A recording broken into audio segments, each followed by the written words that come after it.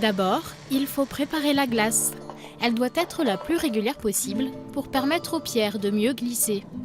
Et puis, il faut arroser les 37 mètres de piste. C'est de l'eau chaude en fait, on appelle ça du bubble en fait, c'est pour réduire le frottement de la pierre sur la glace parce que sinon ça fait ventouse en fait. Le curling est avant tout un sport de précision. Les pierres de granit pèsent entre 16 et 19 kg. Les joueurs doivent les lancer le plus près possible du centre de la maison. Donc le plus difficile, c'est de doser la poussée qu'on met sur le pied au départ pour avoir la bonne vitesse de pierre et arriver au bout. Pour y arriver, quelques gestes techniques à maîtriser. On se met en équilibre. L'autre équilibre, il est un peu avec la pierre. Et puis ensuite, donc, on pousse avec la jambe droite. Et donc la jambe gauche va partir en avant. Et c'est elle qui va permettre de l'élan.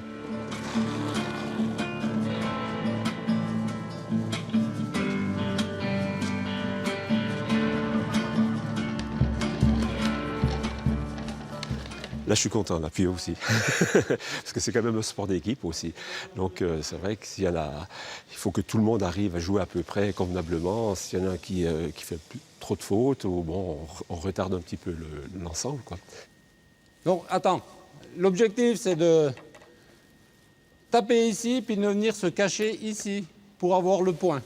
Le lanceur n'est jamais seul. Il peut compter sur le skip dans la maison. C'est lui qui donne les indications de vitesse, de direction et de sens du curl, c'est-à-dire la rotation de la pierre. Sur la piste, les balayeurs font avancer la pierre, mais les coups de brosse ne suffisent pas toujours. C'est la vitesse de lancer et l'action du balai. Le balai va chauffer la glace, va faire une petite pellicule d'eau pour faire glisser la pierre et lui donner de la vitesse. C'est beaucoup de stratégie, de tactique de jeu. Il faut devancer un peu ce que l'équipe adverse va faire. Après Manon, ils sont une dizaine de licenciés. Certains jouent dans le club depuis sa création en 89.